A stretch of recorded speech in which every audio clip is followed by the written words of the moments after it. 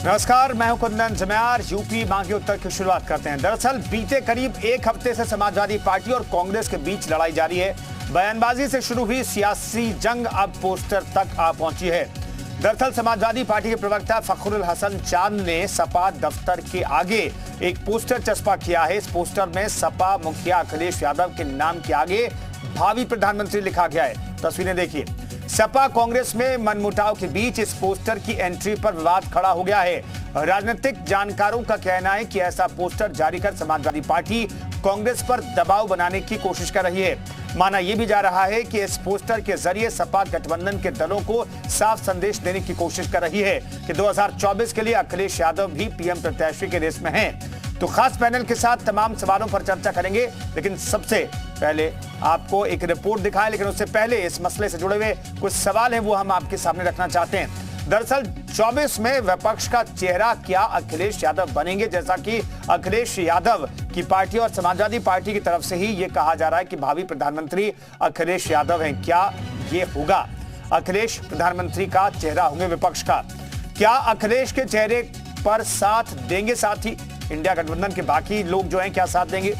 Poster से और क्या सपा और कांग्रेस के बीच विवाद बढ़ेगा? अपने आप में बड़ा सवाल है। सपा कांग्रेस विवाद का अंत आखिर क्या है? हालांकि जो बयानबाजी में जो तलखी थी वो थोड़ी सी नॉर्मल हुई है, लेकिन इस पोस्टर की वजह से क्या ये तलखी फिर से बढ़ जाएगी? ये अपने आप में बड़ा सवाल है। चलिए एक रिपोर्ट आपको दिखाते हैं, फिर चर्चा की शुरुआत करेंगे। तमाम मेहमान हमारे साथ जुड़े हुए हैं।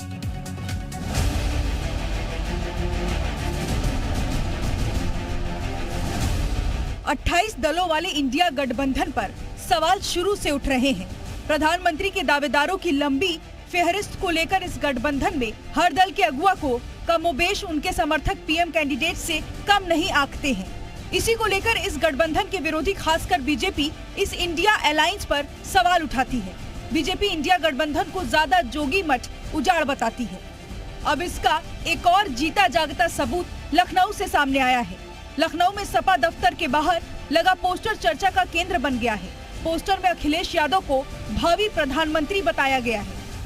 समाजवादी पार्टी कार्यालय के बाहर लगा ये पोस्टर चर्चा का विषय बना हुआ है। आप देखिए, ये फखरुल हसन चांद, प्रवक्ता समाजवादी पार्टी, इन्होंने ये पोस्टर लगाया है और देश के भावी प्रधानमंत्री आदरणीय श्री अखिलेश यादव ये लिखा हुआ है और नीचे लिखा हुआ है जन्मदिन की हार्दिक बधाई एवं शुभकामनाएं। लेकिन इन सब में अगर बात करें तो जो देश के भावी प्रधानमंत्री के तौर पर अखिलेश यादव को दिखाने का ये जो प्रयास किया गया है, इस पर अब चर्चा शुरू हो गई है। कहा यह जा रहा है कि समाजवादी पार्टी के राष्ट्रीय अध्यक्ष को अब समाजवादी पार्टी के जो पदाधिकारी हैं वो भावी प्रधानमंत्री के तौर पर दिखते हुए नजर आ रहे हैं। सपा मुख्यालय के बाहर लगे पोस्टर के जरिए बड़ा सियासी संदेश देने की कोशिश की गई है। बदला है यूपी बदलेंगे देश के नारे में लोकसभा चुनाव की झलक साफ दिखती है। होर्डिंग में अखिलेश यादव के कार्यकाल की भी तारीफ की गई है। और उत्तर प्रदेश में समाजवादी पार्टी ने मैनपुरी और घोसी में भारतीय जनता पार्टी को भारी अंतर से हरा के इस बात को दिखाया था कि उत्तर प्रदेश से भारतीय जनता पार्टी के विजय रथ को समाजवादी पार्टी रोक सकती है। आदरणीय अखिलेश यादव जी लगातार पिछड़े, दलित, अल्पसंख्यक, किसान, मजदूर, आदिवासियों की बात कर रहे हैं। हम उनके हकों के लिए लड़ रहे हैं। तो पूरे देश में समाजवादी पार्टी का संगठन है। समाजवादी पार्टी भारतीय जनता पार्टी को हराने में सक्षम है। इंडिया गठबंधन के हमारे जो साथी हैं, हम उनसे भी इस बात को कहना चाहते हैं कि अभी प्रधानमंत्री का कोई चेहरा नहीं है, लेकिन आदरणीय अखिलेश यादव जी को आगे करके प्रधानमंत्री का चेहरा बना के इस चुनाव को लड़ा जाएगा। तो निसंदेह उत्तर प्रदेश से समाजवादी पार्टी भारतीय जनता पार्टी को सफाया करने का काम करेगी। अखिलेश वेट करते हैं या राहुल गांधी? पोस्टर के बाद होता है क्या, देखना होगा। लेकिन लखनऊ में सपा की तरफ से लगाए गए पोस्टर ने बीजेपी को हमला करने का मौका दे दिया। योगी सरकार में मंत्री दानिश आजाद अंसारी ने सपा के पोस्टर को मुंगेरी लाल के हसीन सपने बताए। देखिए, समाजवादी पार्टी के लोगों को मुंगेरी लाल के हसीन सपने की कहावत है। वो सपने देखने से कहीं किसी को कोई रोक नहीं सकता है, लेकिन क्षमता अपने सपने जो है अपने क्षमताओं के अनुसार देखने चाहिए। प्रधानमंत्री मोदी जी के नेतृत्व में हमारा देश विकास के पथ पे आगे बढ़ रहा है और आज देश की जनता को हमारी मोदी सरकार पर पूरा भरोसा है और निश्चित तौर पर 2024 के चुनाव में तीसरी बार देश फिर से प्रधानमंत्री के रूप में नरेंद्र मोदी जी को चुनेंगे। हैरत इस बात की है कि इंडिया गठबंधन की दो प्रमुख पार्टियां सपा और कांग्रेस के बीच कलह जैसे तैसे अभी खत्म ही हुई थी कि अब अखिलेश को पीएम कैंडिडेट बताने वाला पोस्टर सामने आ गया। सवाल ये है कि अगर ऐसे ही इंडिया गठबंधन के दलों की महत्वाकांक्षाएं टकराती रही तो अलायंस का हश्र क्या होगा। ब्यूरो रिपोर्ट, जी मीडिया। तो चलिए, इस पोस्टर का कोई साइड इफेक्ट होने वाला है या नहीं होने वाला है, और क्या जो ख्वाब समाजवादी पार्टी के प्रवक्ता ने देखा है क्या वो सच है, सच होगा। इस पर बातचीत करने के लिए तमाम मेहमान हमारे साथ जुड़ रहे हैं। आलोक अवस्थी प्रवक्ता बीजेपी के मौजूद हैं, तारिक खान प्रवक्ता समाजवादी पार्टी के मौजूद हैं, संजीव सिंह प्रवक्ता कांग्रेस के मौजूद हैं, सुभाष यादव प्रवक्ता एसबीएसपी के मौजूद हैं, बॉबी लॉरेंस राजनीतिक विश्लेषक हमारे साथ मौजूद हैं। तमाम मेहमानों का बहुत बहुत स्वागत है। लेकिन तारिक खान साहब, क्या यह आधिकारिक बयान है? प्रवक्ता का बयान तो आधिकारिक कहा जाता है और आधिकारिक तौर पर दफ्तर के सामने जो पोस्टर चस्पा किया गया है, मैं जानना चाहता हूं ये पार्टी का स्टैंड है?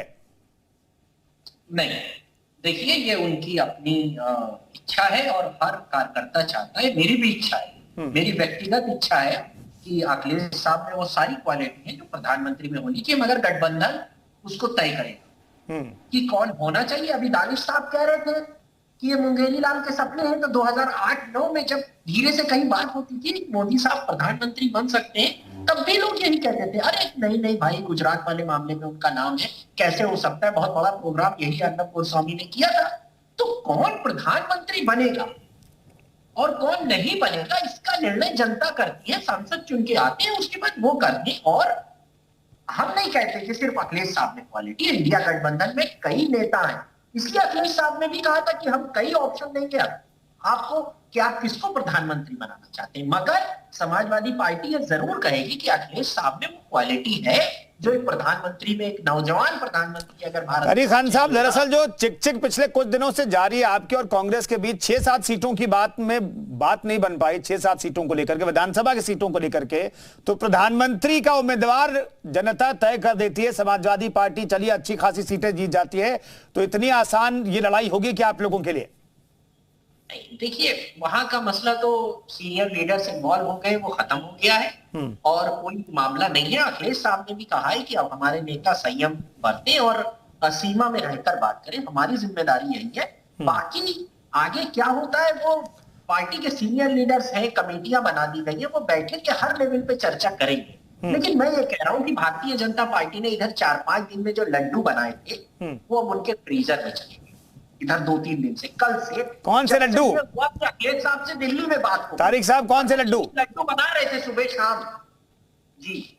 कौन वाले लड्डू जो आप लोगों के बीच खटपट चल रही थी उस वाले में? बना रहे थे, सुन तो लीजिए, कुंदन भाई मोतीचूर के लड्डू बना रहे थे कि अरे लड़ाई हो गई, क्योंकि 5 महीने से ये सिर्फ एक बात कह रहे हैं कि लड़ाई हो।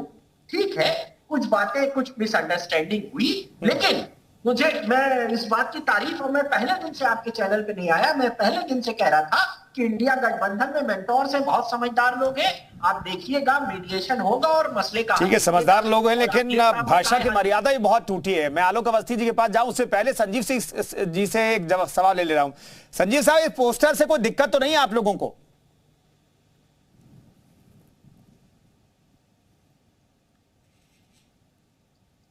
संजीव जी, आपकी आवाज नहीं आ रही है।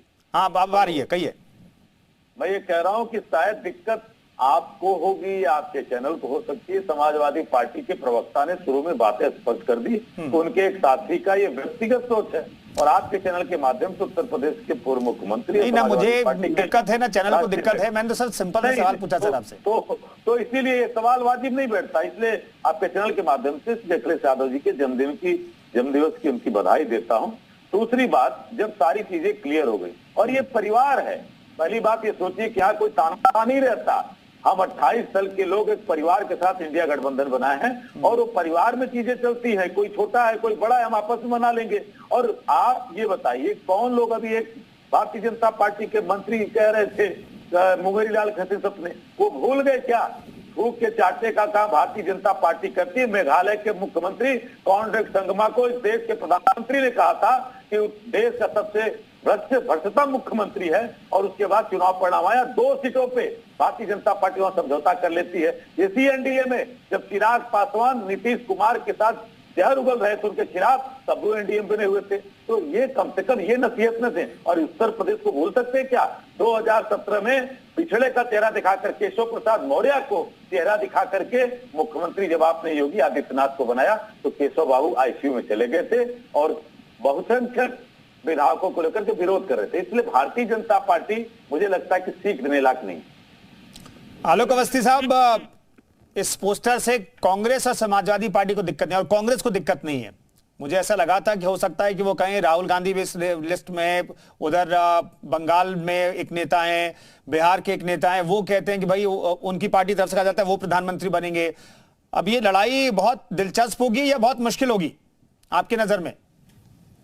देखिए, देश की जनता के सामने नरेंद्र मोदी जैसा एक विशाल हृदय का नेता, एक ईमानदार नेता, एक देश का नाम ऊंचा करने वाला नेता, एक देश की सीमा को सुरक्षित करने वाला नेता, देश को बड़ी अर्थव्यवस्था और शक्ति बनाने वाला नेता सामने है। तो ये कौन किसको नेता मान रहा है, कौन नहीं मान रहा है, यह बहुत मायने नहीं रखता है।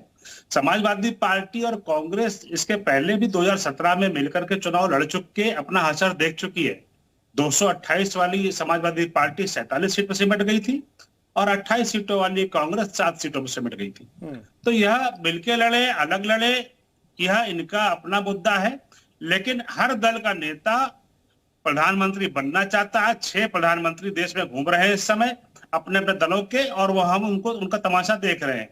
हाल ही में जो अभी गाली गलौज और जिस तरीके की भाषा का प्रयोग किया गया है राजनीति में, उस तरह की भाषा गठबंधन का दल आपस में एक ही गठबंधन में रहते हुए कभी नहीं करते हैं। गठबंधन टूट जाए, बाद में भड़ास निकाल ले, आदमी कुछ भी कहे, वो एक अलग बात है। लेकिन गठबंधन भी है साहब, और किसी को वो कोई चिरकुट बता रहा है तो कोई छुटभैया बता रहा है, कोई किसी को पागल बता रहा है तो कोई किसी को मंदबुद्धि बता रहा है। आलोक अवस्थी साहब, वो पुरानी बातें हो गई, अब गिले शिकवे दूर हो गए।